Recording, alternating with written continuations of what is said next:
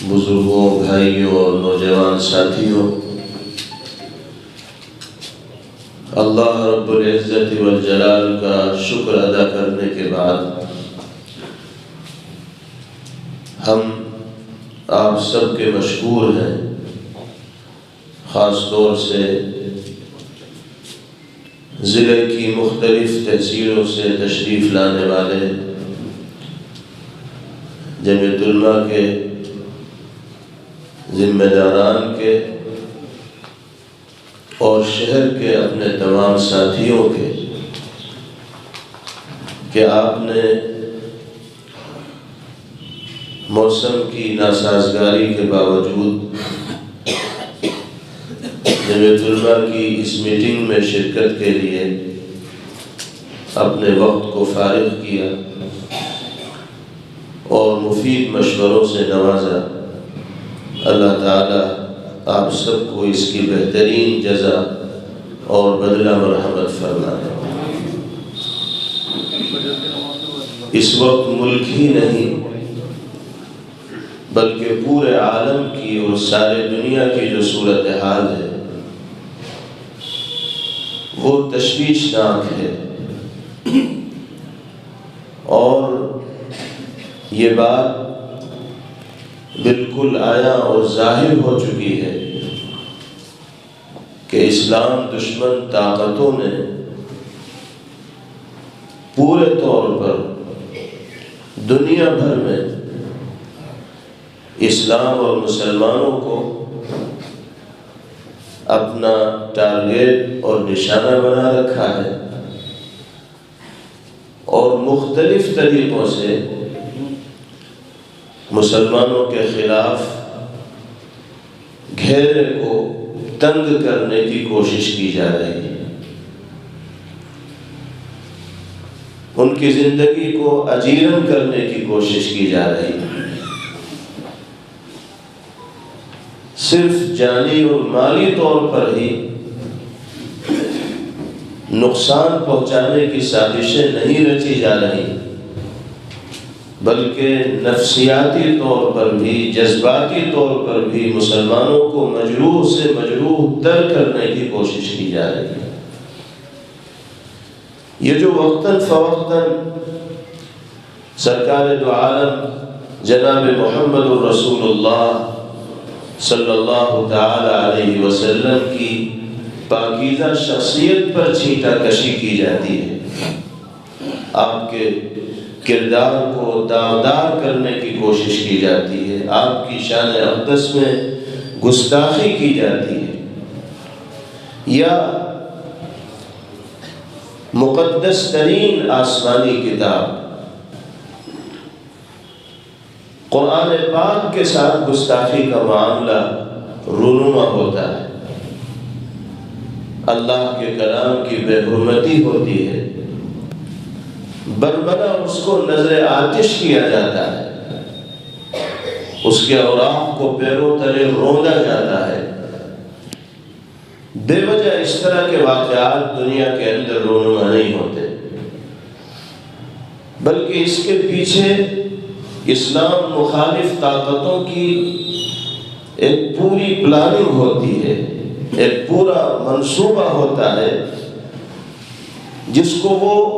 اس طرح کی ناپاک حرکتوں کے ذریعے انجام تک پہنچانا چاہتے ہیں، اور ہم یہ سمجھتے ہیں کہ اس طرح کی حرکتیں کرنے والی طاقتیں دراصل اسلام، پیغمبر اسلام اور کتاب مقدس قرآن پاک کی سحر انگیزی سے، مقبولیت سے، اثر انگیزی سے بوکھلا جاتی ہیں، اور اسی بوکھلاہٹ کا شکار ہو کر وہ اس طرح کی حرکتیں کرنے پر آمادہ ہوتے ہیں۔ جب وہ دیکھتے ہیں کہ مسلمان اس مذہب سے تعلق رکھتا ہے، اس دین سے تعلق رکھتا ہے، اس شریعت سے، اس قانون سے تعلق رکھتا ہے، اور اس مبارک و برگزیدہ شخصیت سے اپنے رشتے کو مضبوط اور مستحکم رکھتا ہے جو عالم انسانیت کے لیے ہادی اور رہنما بن کر دنیا میں تشریف لائے، اور لاکھ کوششوں کے باوجود مسلمان اپنے دین و شریعت کو، پیغمبر اسلام صلی اللہ علیہ وسلم کو اور کتاب مقدس کو چھوڑنے کے لیے تیار نہیں ہوتا، دین پر استقامت و مضبوطی کا مظاہرہ کرتا ہے، تو وہ طاقت بوکھلاہٹ کا شکار ہوتی اور مسلمانوں کو نفسیاتی طور پر اس طرح کی حرکتیں کر کے مجروح کرنے کی کوشش کرتی۔ لیکن ہم یہ سمجھتے ہیں کہ اسلام ہو یا پیغمبر اسلام صلی اللہ علیہ وسلم ہو یا کتاب مقدس قرآن پاک ہو، یہ وہ چیزیں ہیں، وہ شخصیات ہیں، وہ آسمانی صحیفے اور کتابیں ہیں جن کی عظمت و تقدس کا فیصلہ اللہ رب العزت والجلال فرما چکے ہیں۔ ہمیشہ یہ عظمت و تقدس کے آسمان پر آفتاب و ماہتاب کی طرح چمکتے رہیں گے۔ بدنصیب لوگ آئیں گے اور ان پاکیزہ چیزوں کی شان میں گستاخیاں کر کے اپنی دنیا اور آخرت کو برباد کر کے دنیا سے چلے جائیں گے، کوئی ان کا نام لینے والا دنیا میں نہیں ہوگا، اور یہ تمام کی تمام چیزیں زندہ تھیں، زندہ ہیں اور زندہ رہیں گی۔ سورج پر تھوکنے والا خود اپنے چہرے کو گندگی سے ملوث کرتا ہے، سورج کی ذات پر کوئی حرف نہیں آتا، کوئی آنچ نہیں آتی۔ اسلام، یہ پیغمبر اسلام، یہ قرآن مقدس کے سلسلے میں گستاخانہ معاملہ کرنے والے جو لوگ ہیں وہ ذلیل و خوار اور رسوا ہو کر رہیں گے۔ دنیا میں بھی وہ اپنے انجام بد کا مشاہدہ کریں گے،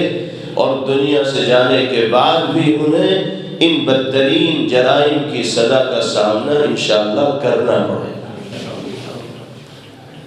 ہم دنیا کی ان طاقتوں سے جو ساری دنیا میں عدل و انصاف، مساوات و برابری قائم کرنے کا دعویٰ کرتی ہے، یہ مطالبہ کرتے ہیں کہ دنیا کے جن ممالک میں جو بدنصیب لوگ اس طرح کی حرکتیں کر رہے ہیں ان کو قانون کے شکنجے میں کسا جائے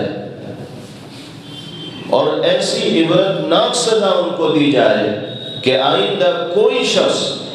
قرآن مقدس ہی نہیں، کسی بھی